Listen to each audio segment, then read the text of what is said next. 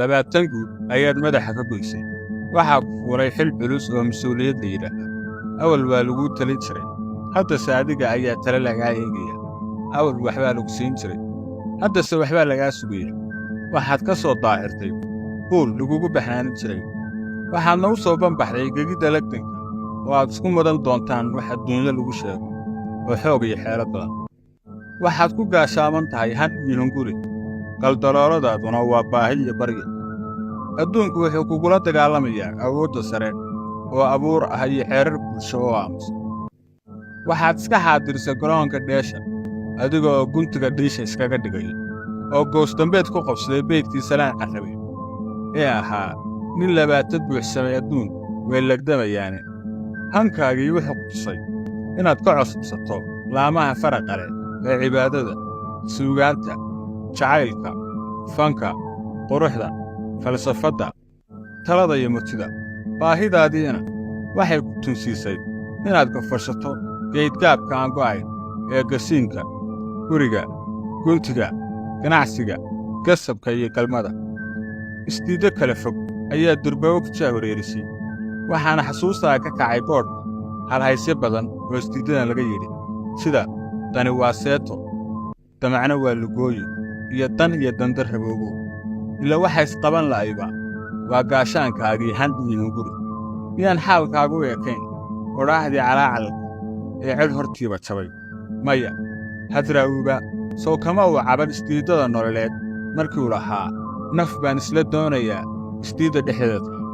Waxaad og tahay in noloshuba ka samaysan tahay isdiiddooyin isdhala oo midba kan kale la'aantiis aanu jiri karayn.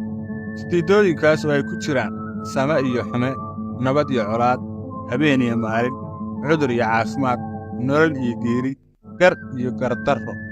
Intaasi waxay ka dhex dhacaan horsocodka laba qeexanka ah ee jiritaanka, kaasoo xilli lagu magacaabo.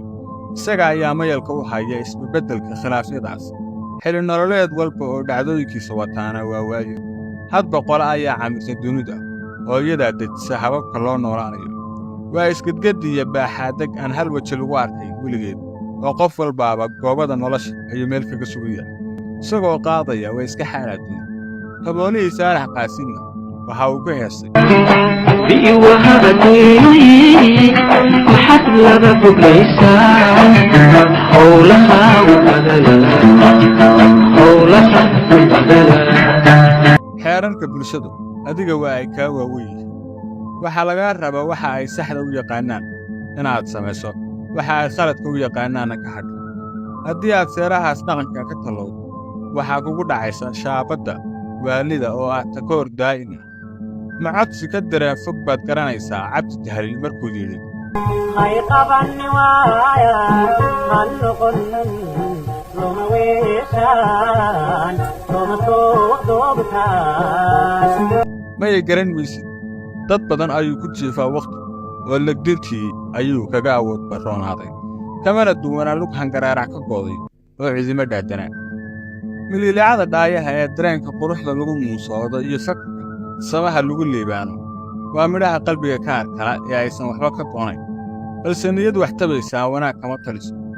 haddii aad baahiyahaaga dhalanka ama arrintooda u guntato oo hoy iyo hu iyo cidno tacabtid, taranna aad samayso si aadan u dabarbayn oo magacaaga ufu baaqi ugu sii ahaado, ku badbaadi maysid oo waxaad ahaan doontaa irmaaneeye maatada u roon oo maangaabaan aragti nololeed la weyddiin ah.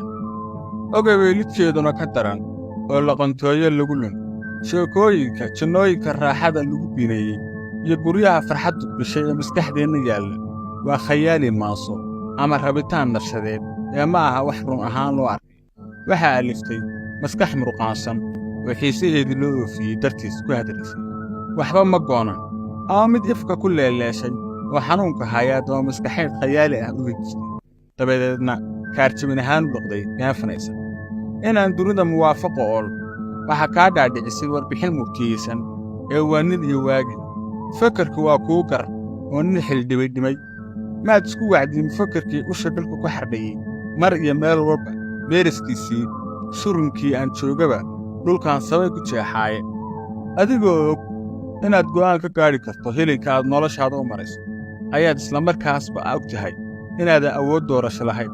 oo wax walbaaba qadariye malaha waa wixii dhici lahaa oo magac guud loo bixiyey qadarku nasiibku waa dooqa cidda awood leh oo laguma kalsoonaan karo nafsiguna waa midhaha geedka aad beerato dhaqso iyo habsaan mudug kuu bislaadaba horta maadiga ayaa wax raba mise cid kale ayaa wax raba labadaba dadka iyo waktiguba waa ay kaa badan yihiin ee sidaad rabto haddii la yeeli waayo yaan deganaanta kaa lumin legdankii adiga iyo waayaha waxaa ka horreeyey dagaal naftaada ka dhex boogsaday oo ah muran legdamay adigoo weli fikraya oo wax walba sidoodii yihiin ayaa lidkaagii weynaa adduunka ugu soo kadiyey dabadeedna si sil ah ayaad isu gasheen rab iyo labada talaba tii roon ويسك حالك